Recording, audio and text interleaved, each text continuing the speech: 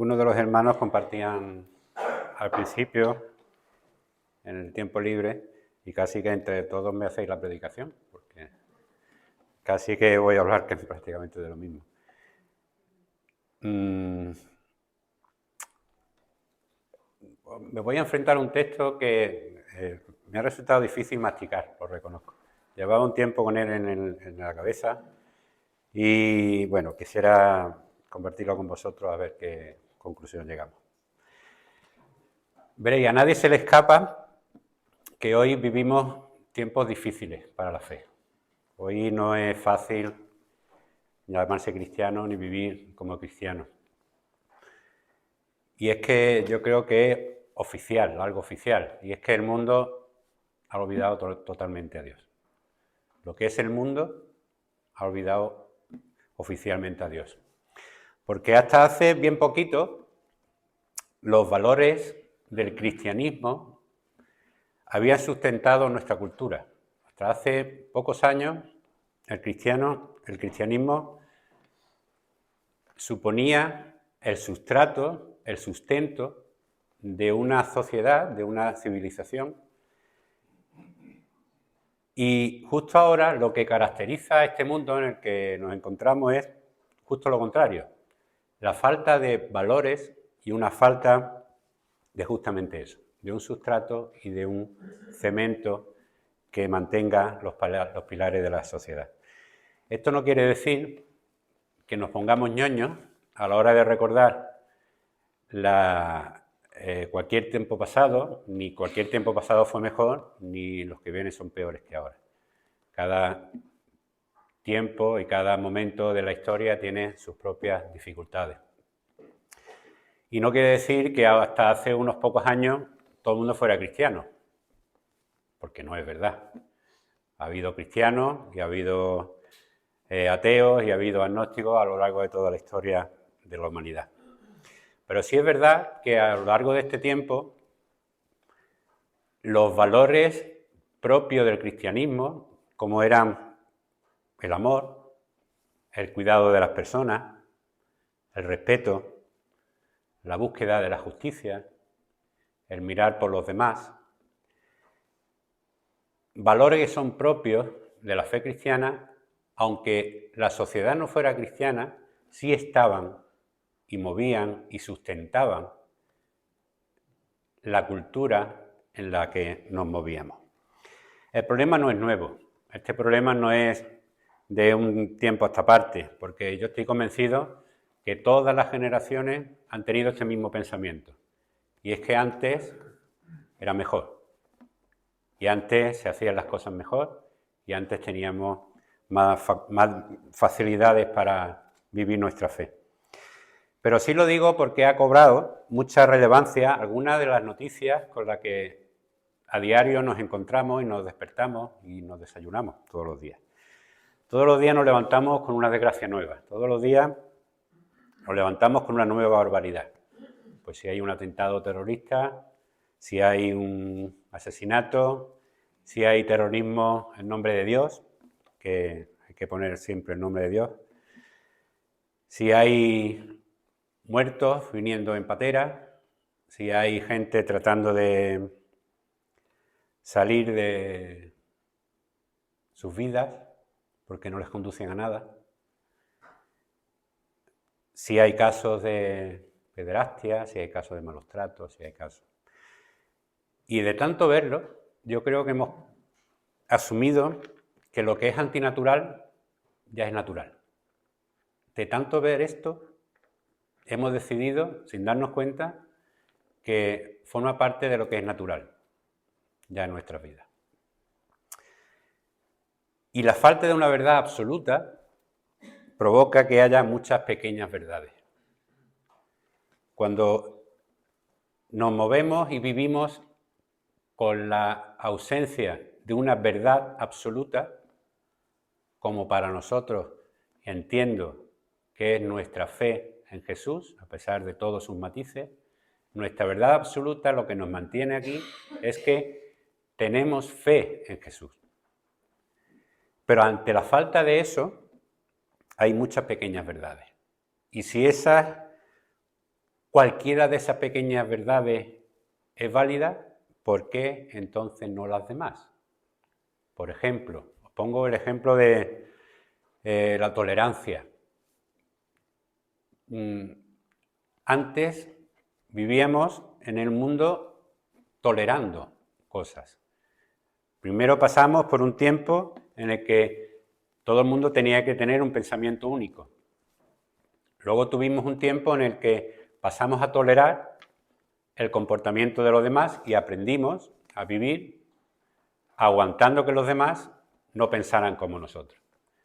Pero ahora tenemos un paso más, porque ahora el que no piensa como nosotros exige que yo piense como él, porque si no, yo me convierto en intolerante. Esto se llama nueva tolerancia. Él me exige que yo piense igual que él, y si no, yo soy un intolerante. Ya no basta con aguantarnos, solamente tenemos que dar un paso más. Veréis, muchos creemos, yo me cuento entre ellos, en que estos pueden ser nuestros últimos días. Yo me acerco mucho a este pensamiento, seguramente, pues seguro que Dios me echará por tierra todos mis pensamientos, pero aunque este pensamiento lo hayan tenido muchas generaciones antes que la nuestra, siempre estos tiempos son descritos como tiempos peligrosos para el creyente. Como la Biblia y sus valores han desaparecido, podemos asegurar que la gente ahora, conscientemente, sabiendo lo que quiere hacer, ahora resiste la verdad. Vendrán tiempos, que dice la palabra, en que las personas resistirán la verdad. Y eso exige una conciencia de que lo que quiere hacer, lo hace. Y ahora resisten la verdad de manera consciente. Me gustaría centrarme en un pasaje concreto y me vais a acompañar a 2 Timoteo, capítulo 3. El contexto es que Pablo, apóstol del Señor, está encarcelado, está en Roma, está ya casi al final de sus días, lo sabe que ya no le queda mucho tiempo, sabe que seguramente lo que podía hacer ya lo había hecho y está como despidiéndose. Y está viendo que el tiempo se le va y que hay un discípulo llamado Timoteo que va a tener que ocuparse de la obra y va a tener que hacerse cargo de donde lo deja Pablo, continuar. Pablo era el adalid de la fe. Sabéis que Pablo fue por todos sitios, fundando iglesias, nombrando apóstoles, maestros, creando una base para el cristianismo en este mundo que conocemos. Pero la sensación es que Pablo está preocupado por Timoteo.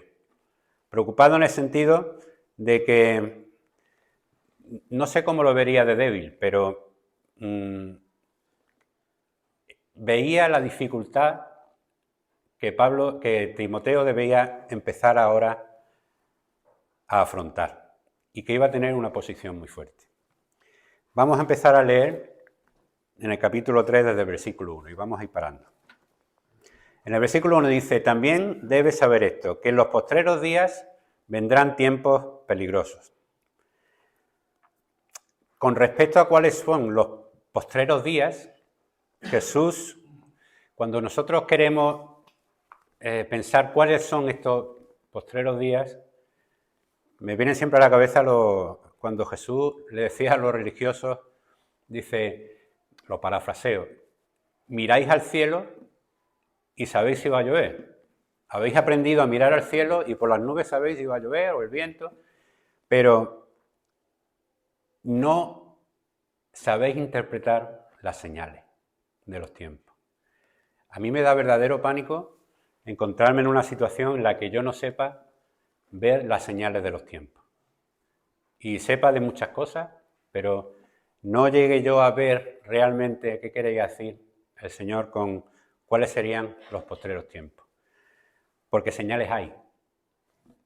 No hay, algunas son interpretables y otras no tanto, pero señales hay. Ojalá, como deseo, nosotros no estemos cegados en cuanto a no ver las señales de los tiempos. Y las señales de los tiempos a veces se hacen muy evidentes. La palabra traducida como peligroso, que utiliza Pablo en este versículo, lo que lleva es la idea de tener problemas, que van a haber dificultades, que van a haber situaciones estresantes para Timoteo, que se va a encontrar a situaciones que no va a poder controlar, que su vida no va a ser fácil, como tampoco fue la del apóstol. Lo que Pablo se va a referir en adelante no es que los tiempos sean duros, porque dime tú, ¿qué tiempo no ha sido duro? ¿Ha habido algún tiempo en que esto haya sido fácil? ¿Ha habido algún tiempo en la historia del hombre en el que todo haya sido fantástico y maravilloso? No. Todos los tiempos han tenido guerras, todos los tiempos han tenido pobres, en todos los tiempos ha habido hambruna, en todos los tiempos ha habido gente huyendo de sus casas, en todos los tiempos ha habido gente maltratada. Lo que Pablo se está refiriendo es que va a tener dificultades en cuanto a los malos caminos que el hombre voluntariamente va a emprender. Y digo voluntariamente. Y ahora lo vamos a ver. Sigue en el versículo 2 diciendo, porque habrá hombres, y esto mejor traducido será, los hombres serán, y a partir de aquí dice, amadores de sí mismos, avaros, vanagloriosos, soberbios, blasfemos, desobedientes a los padres, ingratos, impíos, sin afecto natural, implacables, calumniadores, intemperantes, crueles, aborrecedores de lo bueno, traidores, impetuosos, infatuados, amadores de los deleites más que de Dios, que tendrán apariencia de piedad, pero negarán la eficacia de ella. Y le dice, a estos evita. Cuando le dice a estos evita, está claro que es que ya existían, ¿vale? Vendrán en los posteriores tiempos, pero ya en los tiempos de Pablo estaba claro que ya existían. Y lo de los hombres amadores de sí mismos, si hay una cosa que a mí me caracteriza el tiempo en el que vivimos y esta época, todas las épocas han tenido cosas que podemos fijar como ciertas en ese tiempo, pero a mí me da la sensación de que esta podría ser la más característica de este tiempo. No sé si estará de acuerdo conmigo. Porque es frecuente oír lo de ámate a ti mismo como lo más saludable.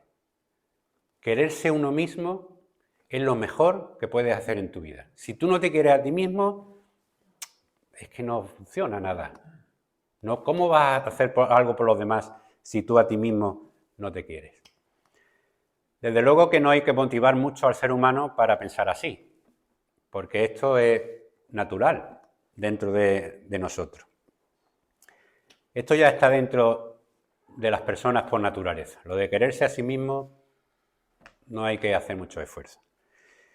Claro, tampoco se trata equivocadamente de odiarnos o no tener una perspectiva sobre nosotros correcta, ¿no? Pablo decía en Romanos que cada uno piense de sí mismo con cordura, no pensando ni teniendo un alto concepto de sí mismo más allá del que debe de tener. ¿Qué quiere decir esto? Que no pensemos ni que somos tan malos ni que somos tan buenos. Simplemente somos seres humanos, con nuestras dificultades, con nuestros problemas. Lo que sí quiere decir es que debemos vernos lo que realmente somos. Tan malos en la carne como lo somos,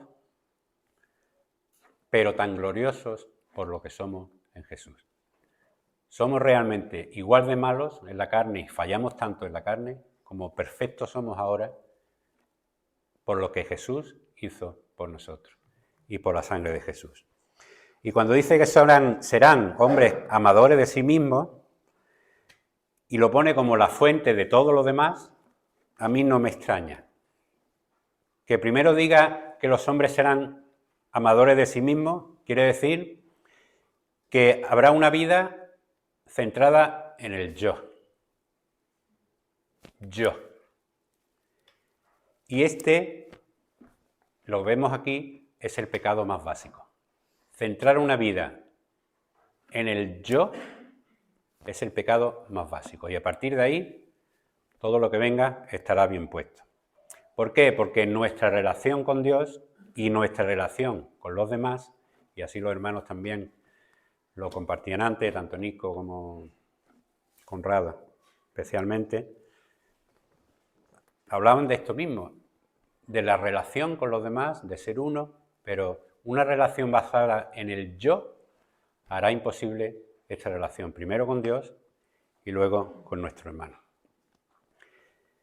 La esencia del cristianismo, dice un comentarista, William Barclay, no es la coronación de lo que yo soy, no es la coronación sea lo que sea. Claro, soy muchas cosas en el Señor, soy muchas cosas muy buenas en el Señor. Ahora soy una persona santa, soy aceptable ante Dios, soy una persona que pelea con Dios y con la que anda con Dios. Pero no se trata, el cristianismo no se trata de eso, de poner en alto esos valores, sino en anular mi yo. Y la coronación del cristianismo es anular mi yo propio. En cuanto que dice que habrá hombres avaros, o mejor dicho, amadores del dinero, que aman el dinero, el amor al dinero tampoco es nada nuevo. Si esto tampoco hemos inventado andar para adelante. A todo el mundo le ha gustado el dinero siempre, desde que el hombre es hombre. Pero yo entiendo que sí que se ha multiplicado hasta el exceso. Ya llega al exceso, llega a lo no comprensible. Porque tener o no tener dinero hoy te define lo que eres. Esto es un mal que es propio, muy propio de la época en la que estamos viviendo. Define quién eres. Si tienes dinero, serás menos. Si tienes más, serás alguien más. Y si tienes ya lo suficiente para tener mucho más de lo que necesitas, perfecto. Y se trata de acumular, tener, amar justamente aquello que ya no necesitamos, que no tenemos obligación de tener. Esto es amor al dinero. No amor al dinero porque queramos mejorar, que es diferente, sino por querer tener y usar aquello que incluso ya no necesitamos. ¿Cuántas cosas habrá en nuestra vida y en nuestras casas y en cosas que tenemos por tener? Porque sabemos que muchas cosas no son necesarias y muchas cosas podemos prescindir de ellas. Caer en la avaricia es fácil, eso va en nuestra naturaleza. Por eso ojalá yo pudiera, con vosotros, cuidar mis prioridades y saber cuándo es suficiente. Porque cuando es suficiente deberíamos parar, porque si no, es avaricia. Y es de lo que habla Pablo cuando dice que habrán hombres avaros que tendrán y procurarán tener mucho más de lo necesario. Dice que habrá hombres vanagloriosos, soberbios, blasfemos, algo que si no está de actualidad ahora no lo ha estado nunca. Se presume de lo que no se tiene, eso es la vanagloria. Yo ya presumo de lo que no tengo, ni siquiera de lo que tengo, es de lo que no tengo, o de lo que creo tener, o de lo que quiero tener, y ya presumo de eso. Cada uno actúa como si fuera la persona más importante. Cada uno actúa en su vida como si lo importante fuera uno y no nadie más. Y hoy día parece que estas cosas son necesarias para ser alguien en la vida. Desobediente a los padres. Dice que habrá hombres y mujeres que serán desobedientes a los padres. Yo creo que el carácter de los tiempos se nota especialmente en el carácter y en los modales de los jóvenes. El carácter de un tiempo viene marcado por cómo los jóvenes se dirigen hacia sus mayores. La autoridad que antes se suponía de un niño hacia sus padres se finí. Antes se suponía que Los padres tenían respeto y obediencia a sus padres simplemente porque eran sus padres. Y hoy vemos en todas las casas, y digo todas, padres que desprecian hijos que desprecian a sus padres, hijos que no siguen los consejos, hijos que no quieren indicaciones, hijos que no quieren a sus padres. Y aunque a veces los padres no seamos los mejores, porque no lo somos, si hay algún padre aquí que crea ser el mejor padre, pues que levante la mano para hacerme una foto con él, porque eso no existe. Nosotros asumimos, por lo menos mi generación asumía, que los padres que nos tocaron eran los que eran. Y no podía uno elegir los padres. Y claro que teníamos defectos y claro que tenían cosas que criticar, pero se les respetaba por lo que eran y no por lo que hacían. Eran tus padres. Y hoy día ya, aunque sean tus padres, siempre serán dignos de poder criticarlos y de poder faltarles al respeto. Dice que habrá también ingratos, impíos, sin afecto natural, implacables. Si es que desde Adán esto está en la propia humanidad de las personas, si esto no... Pero Pablo dice que aquí, en estos días, aún serán más comunes y concretamente la indiferencia hacia el amor de la familia y las obligaciones. De eso se trata el afecto natural hacia lo que es natural. Dice que habrá hombres calumniadores, o mejor dicho, acusadores que usan mentiras.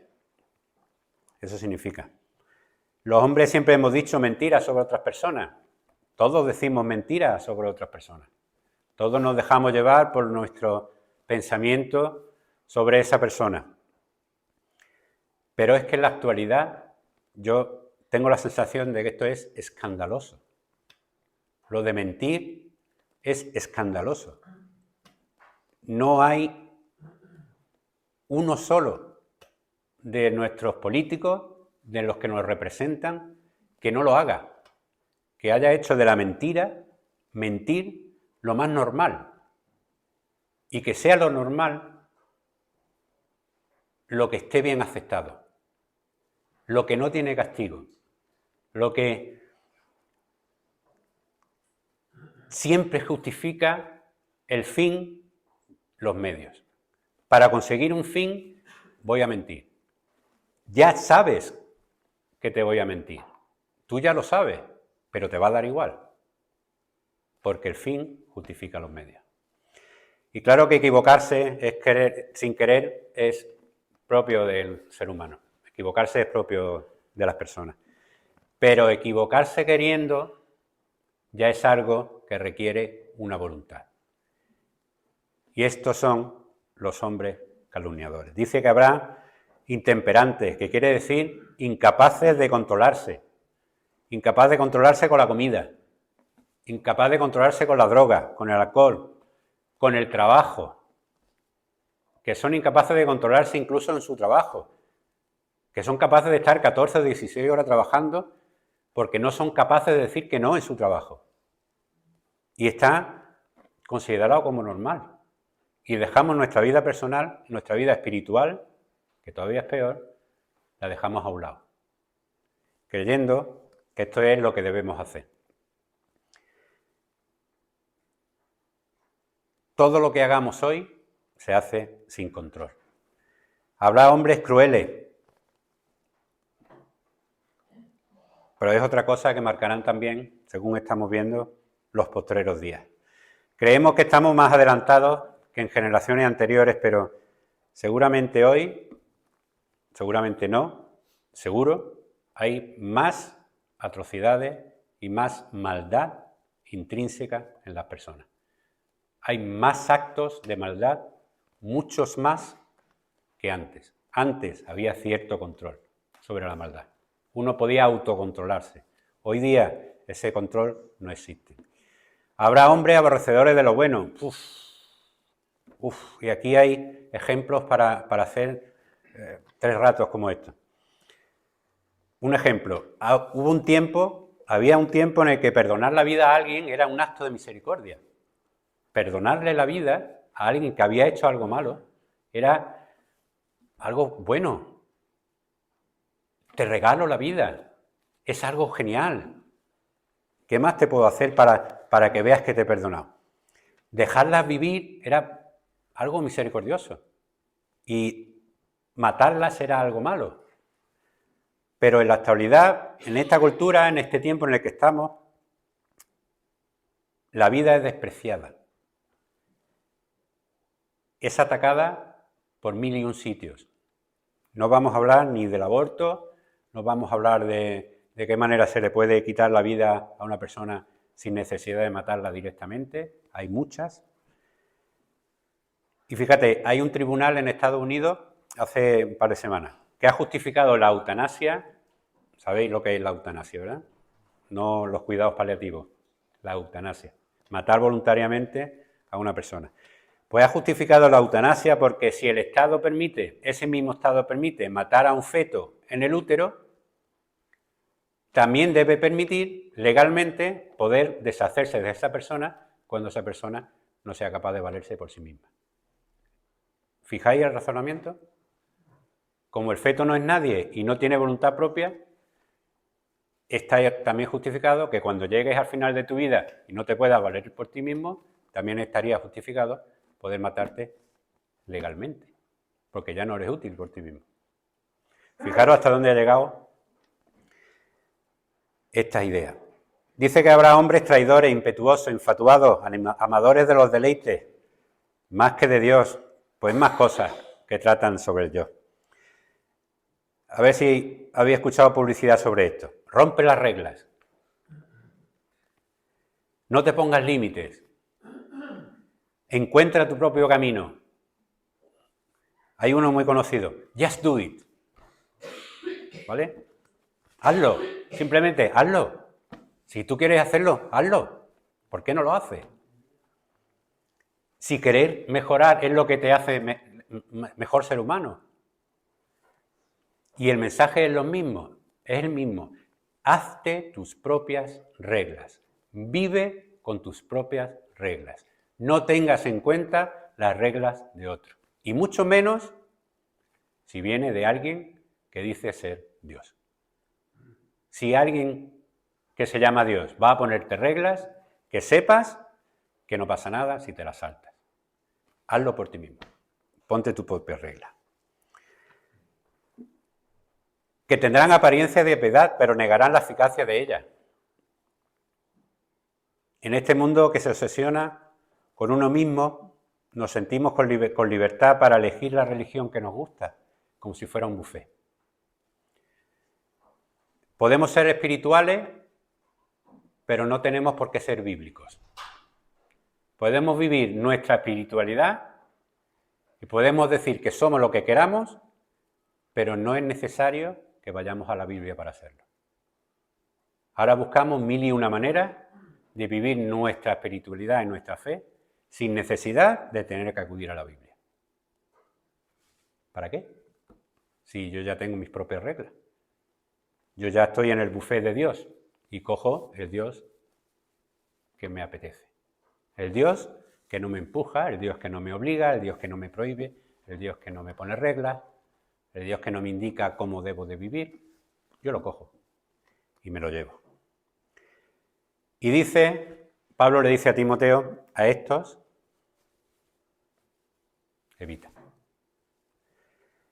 Y esto es especialmente difícil en esta época.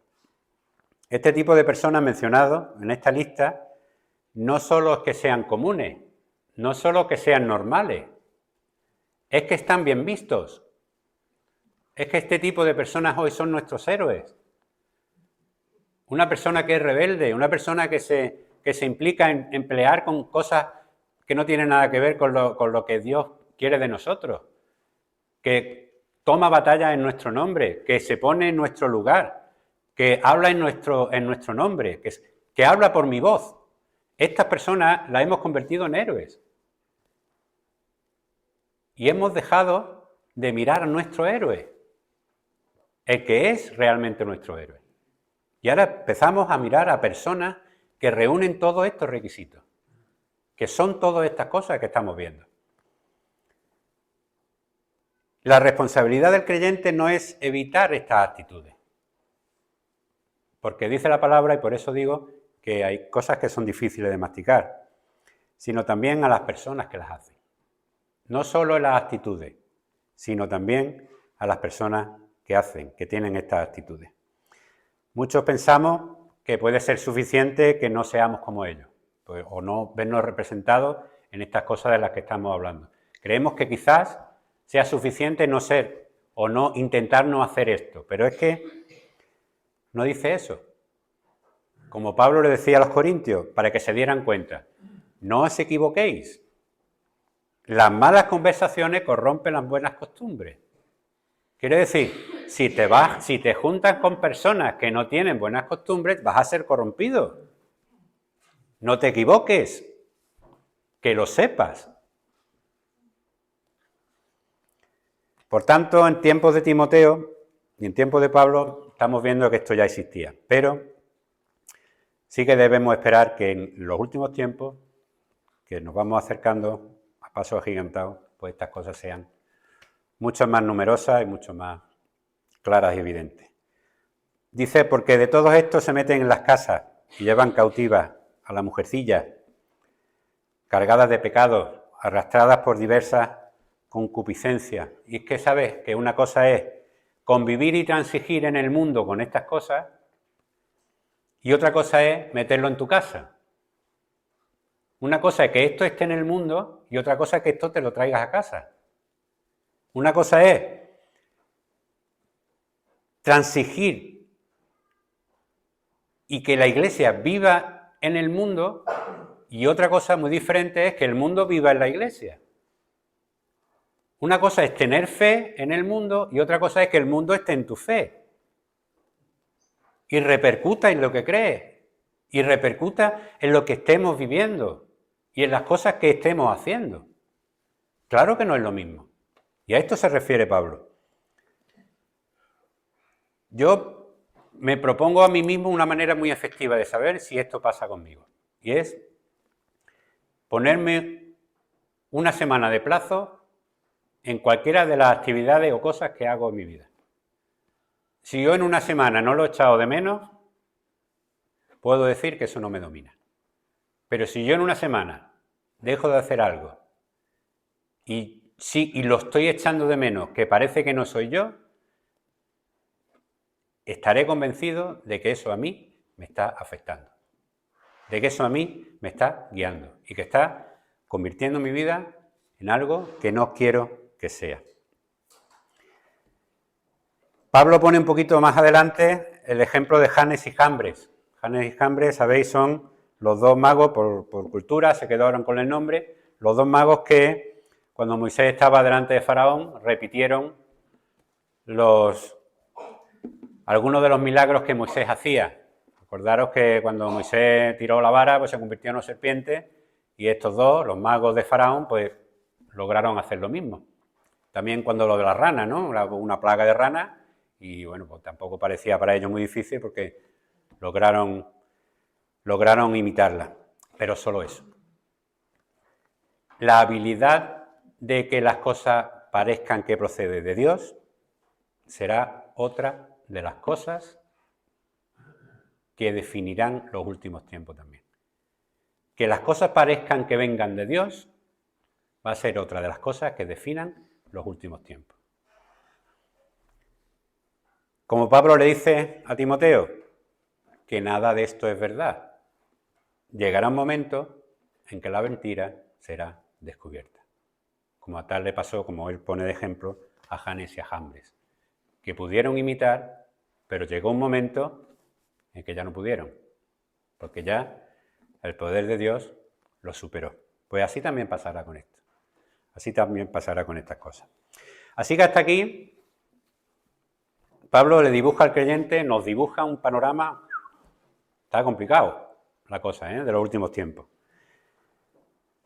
Pero ¿sabéis qué es lo peor? Y yo he visto que es lo peor. Es que estas cosas de las que estamos hablando, Pablo le decía a Timoteo que eran en la iglesia. Estas cosas que Pablo le está relatando a Timoteo eran en la iglesia. Se iban a dar dentro de la iglesia. Y eso para mí, percatarme, lo sabía, pero percatarme, darme cuenta de que estos avisos son para las personas que contamos, somos miembros del cuerpo de Cristo, que estas cosas son para nosotros, es lo que a mí me ha hecho difícil masticar este texto. Porque todas estas cosas se refieren a nosotros. A nosotros. El mundo tiene su propio listado. Si vais a Romanos 1, vais a ver un listado ahí todavía como 3 veces más largo de lo que las personas son en este mundo, ¿no? Y de lo que se han convertido. Pero este es un listado que está hecho para la Iglesia. Y termino con esto, porque no quiero dejarlo aquí. Dice en el versículo 10, pero tú, Timoteo, has seguido mi doctrina, conducta, propósito, fe, longanimidad, amor, paciencia, persecuciones, padecimientos, como los que me sobrevivieron en Antioquía, en Iconio, en Listra, persecuciones que he sufrido y de todas me ha librado el Señor. Y también todos los que quieren vivir piadosamente en Cristo padecerán persecución. Esto es lo que hace la diferencia. ¿Seguir al mundo o seguir la verdad? Timoteo era distinto al espíritu de su época porque había seguido el ejemplo de Pablo. De la misma manera que Pablo había seguido el ejemplo de Cristo. Y por eso era diferente al mundo, porque había seguido no el ejemplo del mundo, había seguido el ejemplo de quien tenía por delante de él. ¿A quién tenemos nosotros por delante? ¿En quién hemos puesto la vista? ¿Para quién es el aviso de que en estos tiempos habrá este tipo de personas? Pablo tenía un propósito en su vida y lo tenía muy claro y fue a por él. Y Pablo no se lo pensó. Timoteo conocía perfectamente todo lo que había pasado a Pablo, era su discípulo. Sabía perfectamente cómo era la vida de Pablo y decidió seguir los pasos de Pablo. Aún sabiendo lo complicado que iba a ser esto y que Pablo se lo estaba poniendo muy difícil. Que mira todo lo que te vas a encontrar.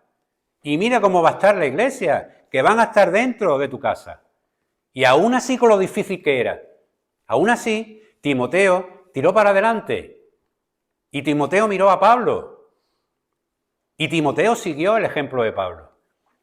Uno puede pensar que seguir una conducta correcta en la vida nos va a librar de problemas. Uno puede pensar que ser buen cristiano nos va a librar de problemas.